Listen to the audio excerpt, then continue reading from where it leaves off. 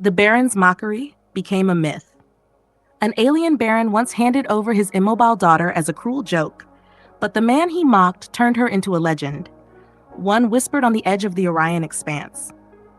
In a galaxy fractured between uneasy truces and quiet hostilities, there lay a planet bathed perpetually in starlight. Velsiris. Its ruling class, the Velkari barons, cloaked their viciousness in luxury. Of them, Baron Zerta was the most ruthless. He didn't collect valuables, he collected sentient beings, treating them not as trophies, but as objects of public humiliation in his court. So when an Earth trader named Kale Mercer refused to kneel during a diplomatic summit, Zertel smirked. "You humans cling to dignity, fine," he said, voice scraping like jagged metal on glass. "Take my daughter, Rema'Xir, paralyzed since childhood by a solar flare. Let her be your burden. Entertain me." Gasps rippled through the hall. No one dared protest, not even for the girl. Kale stood still, jaw tight. He could have declined. He could have left. But something in Rema's silver eyes, something defiant beneath her stillness, anchored him. "I accept," he said, his voice low. "But not as a joke. I accept her as a human being." The Baron laughed maniacally. "You'll regret this, Earthman." But Kale didn't. The beginning. Rema couldn't talk or move.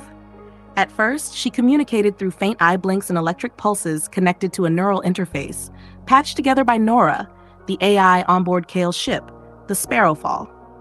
She had a brilliant mind trapped inside a motionless shell, one no one had taken the time to hear before.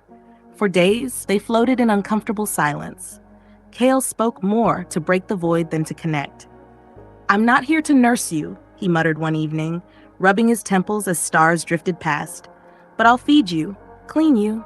I'll help however I can. You decide what you want to do." That night, the interface blinked out her first message. "I want to move." Kale wasn't a physician, but he was an engineer. He'd once salvaged a ruined freighter using only scrap and dead AI cores. If a solution existed, he'd find it. He buried himself in alien tech journals, black market cybernetic plans, and stolen neural link experiments. The Sparrowfall became his lab. The rebirth.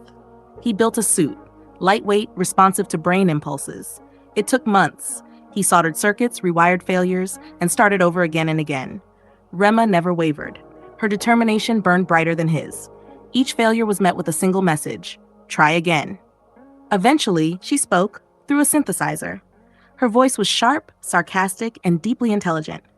"Maybe I'll outrun you one day," she teased when the suit first twitched her fingers. Within weeks, she was walking. Soon after, running.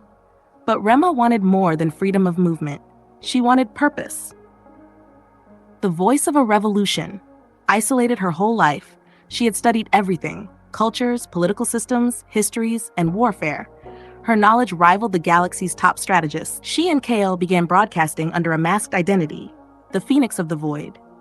Using a voice modulator, Rema delivered bold commentaries on border tensions, on the corruption of the elite, on the lies of empire. People thought the Phoenix was an AI, a fallen noble, or a digital prophet. But her words struck home. She told them what no one else dared, about the atrocities on Velsiris, about how the Intergalactic Council profited off silence. Her broadcasts sparked uprisings in 12 systems, and Baron Zertel heard. The capture. Kale was repairing a coolant valve when the emergency alert arrived. Rema had traveled to a neutral colony, Curies 3, to meet with resistance leaders. But Velkari troops ambushed them. She fought, a trembling voice told Kale, but she never stood a chance. They were taking her back to Velsiris. Kale didn't hesitate. He armed the Sparrowfall, fueled it, and jumped to hyperspace. The Reckoning, Zertel staged a public trial. Really a performance. The amphitheater on Velsiris Prime overflowed with nobles. Rema was shackled, her suit disabled. The Baron sneered. "The joke who thought she was a hero," he spat. But as he raised his hand to pass sentence, the sky split with thunder. The Sparrowfall descended like a meteor, crashing through guard lines. Kale stepped out in full battle armor, plasma weapon charged. He was just one man, but not alone. From every direction, ships marked with the Phoenix's symbol descended. Farmers, smugglers, engineers, former aristocrats, everyone she had inspired, came for her. The rise of Rema. The battle raged for hours. The Baron tried to escape.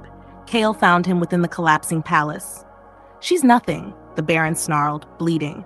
No, Kale growled. She's everything you'll never be. And he ended him. Velris was rebuilt, not as a monarchy, but a republic. Rema was elected its first chancellor by unanimous vote. Wearing her exosuit, she gave her first address. Her voice was steady, her gaze unwavering. I was given away as a joke. I became a legend, not because I walked again, but because I rose. Kale stood behind her, silent and proud. He never sought praise, and she never forgot the man who first saw her as more than a burden. Now, across star systems, children speak her name, Rema the Phoenix. And in the dusty corners of distant spaceports, travelers still whisper of the Earthman who transformed a discarded soul into a savior. They say it wasn't love that saved her. It was respect.